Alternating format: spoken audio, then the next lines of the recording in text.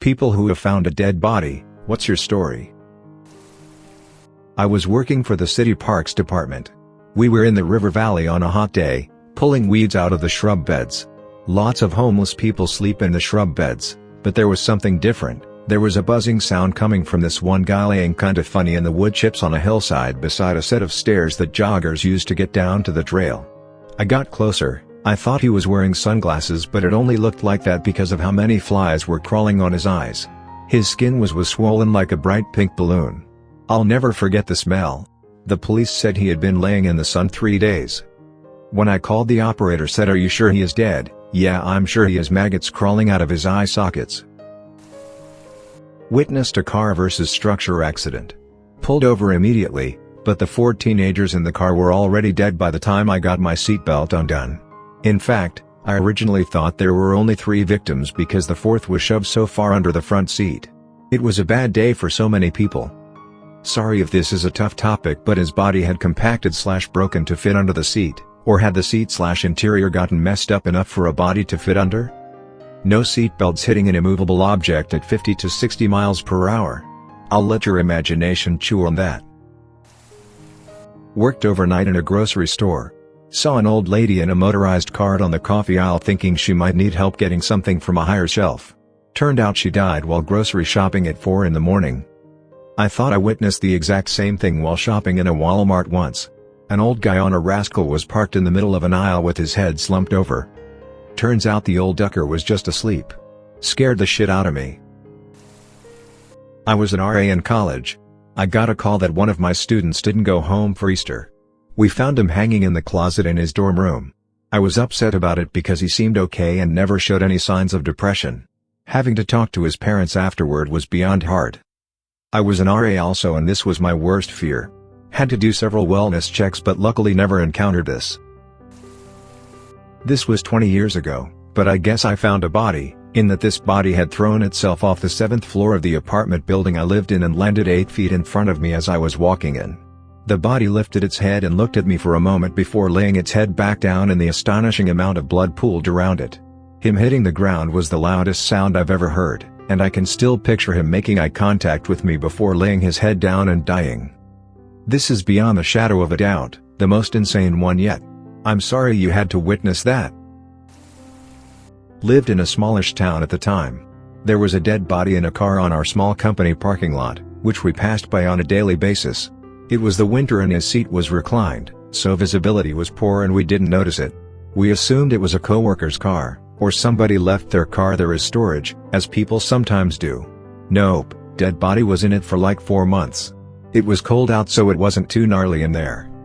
Kind of unsettling thinking about laughing in the parking lot walking by a dead guy for months, but I'm kind of delicate, I guess. I have posted this before, but it's a great story. TLDR human soup. When I worked at a cemetery we had some woods next to us, and being in Philly we had a lot of homeless people camp out. Well, one day we are all leaving for 4th of July weekend and my boss noticed a tent, called the proper people and went on his way. Well, 3 of the hottest days of the year later we all come back in on Tuesday and wouldn't you know it, tent's still up. So we call it in and decide to check it out. Being a cemetery caretaker you get to smell a lot of bad things, but getting close to this thing smelled like wet hot trash full of dead mice and maggots. But when we opened the tent we found a man. Dead. Turned into soup. The smell was enough to knock my boss back a few feet and we both threw up instantly. Ran back a few yards and said duck a few times. Police came and assumed it to be an overdose. Now the worst part is that for 2 weeks after the body removal the tent stayed up. The police ordered it to remain as evidence, and every time you rode by you could smell it from 100 feet away. I was surfing in the dead of winter at Sandy Hook in NJ with a buddy. There were pretty good waves and a strong north current. We drifted several hundred yards down the beach. When we came out there was a mannequin half frozen in the sand. Turns out it's a dead fat, or bloated, shirtless guy on the beach in the surf line. We alerted a ranger and a few minutes later cops and an ambulance arrived. 4 responders tried to pull him loose so they could move him and his arm broke off. I think this was around '89. I worked as a receptionist in a warehouse selling tobacco, beverages and candy, and we had a few trucks out in our backlot that we were trying to sell. My coworker, who was 22 years old, was told to go try and count how many tires were in one of the trucks to get a total so we could sell those too. A little while later, he came back into the office and told me the truck smelled awful but couldn't tell what it was and that it burned his nose. He couldn't get to the back of the truck to see what it was, so we figured it must have been a dead mouse. A few days later, the truck and tires included were bought, and as the guy was driving away, one of our warehouse workers commented about, "If there's a dead body in there, don't bring it back."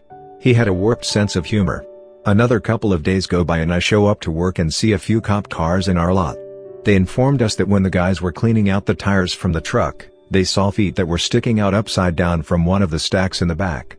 It turned out to be a homeless man that used to sit a couple buildings down from us every morning. He had been sleeping in there, was drunk, and got stuck and passed.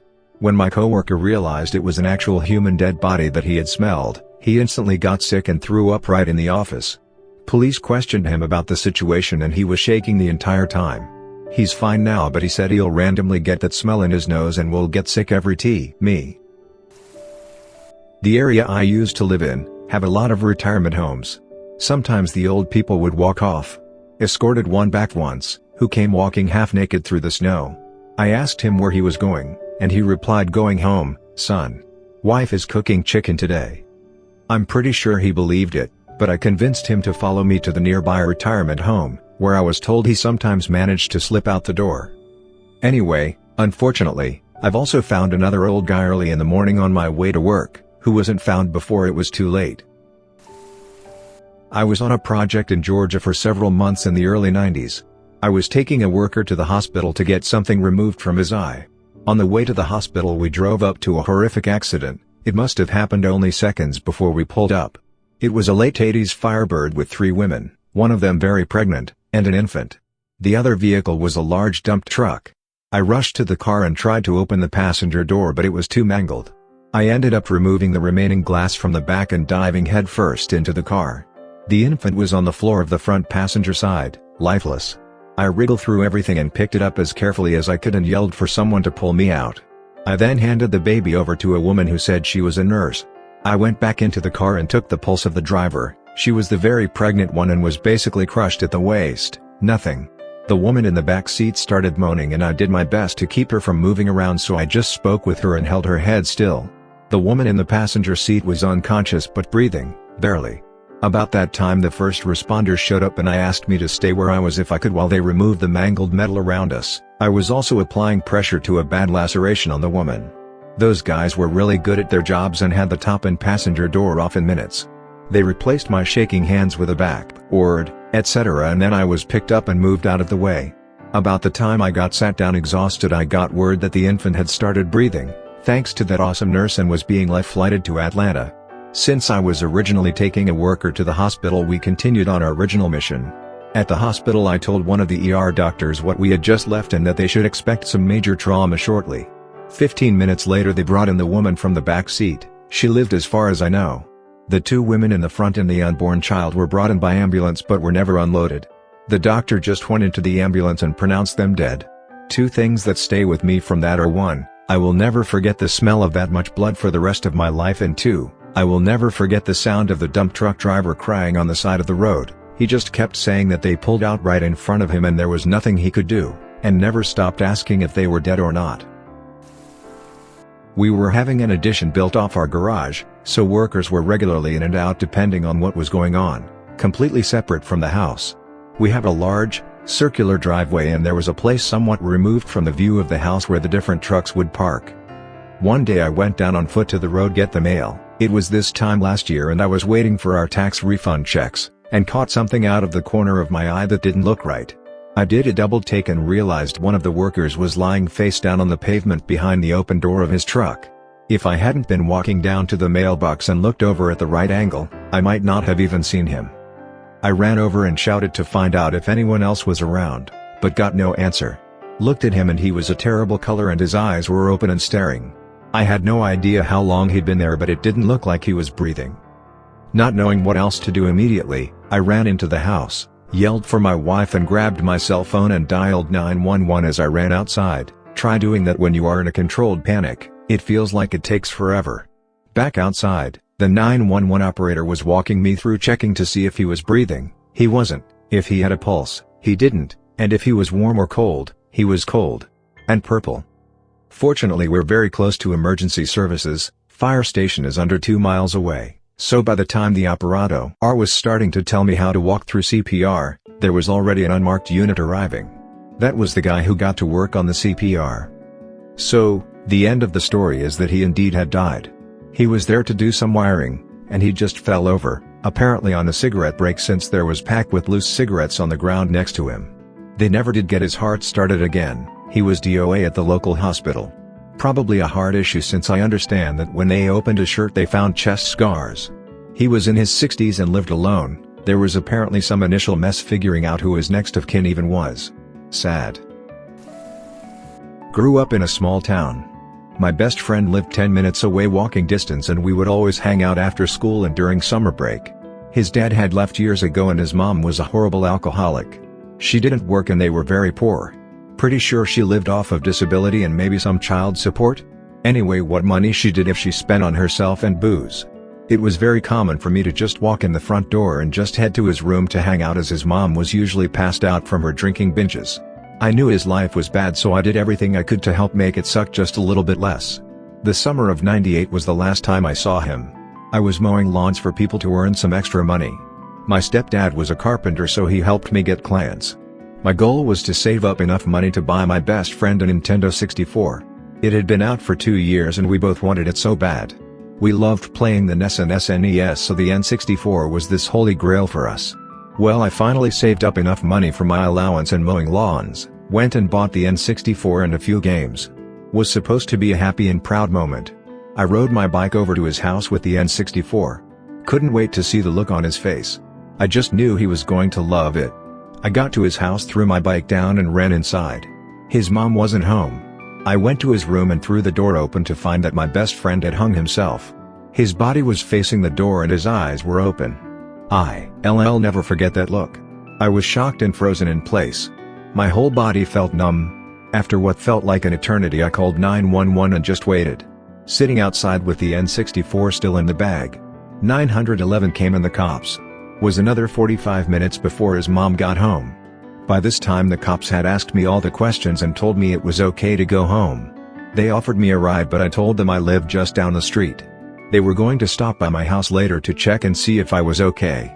As I walked to my bike I felt such anger towards his mom. I looked her dead in the eyes and told her this was her fault. I rode my bike home and told my mom everything. Took me years to heal because after a while I felt guilty. Maybe if I hadn't been spending so much of that last summer mowing lawns and hanging out with him more maybe he would still be here today. I don't know what happened to his mom. Shortly after my mom thought it best to move in with my dad. That meant a new school and new friends. I still own that N64 and play it with my son. My son uses the controller that I bought for my best friend Caleb. I found my brother who overdosed on opioid in his bedroom 2 years ago. He literally slept and died 5 feet away from me across a hallway. The stench of death was like a pile of wet leaves. That musty odor that is very hard on the nose kind of smell. I had to watch him get carted out in a body bag and it was just surreal for a while. Made plans with my dad to meet for dinner on Monday night.